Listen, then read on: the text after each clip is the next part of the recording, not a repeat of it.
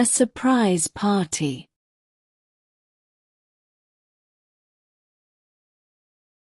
It is Lily's birthday.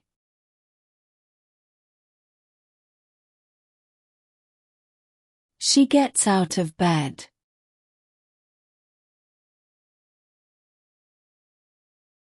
Nobody says anything to her.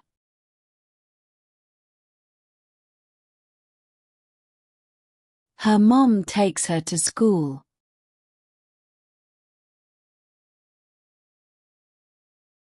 Her friends do not say anything.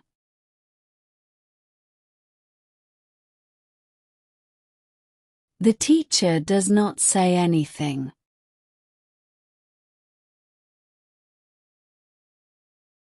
Lily is sad.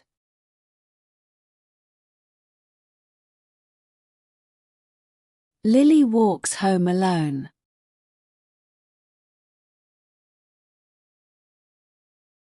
She opens the door.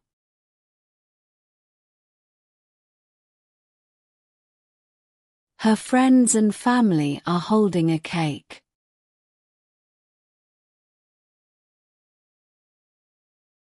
They say, "Surprise Lily."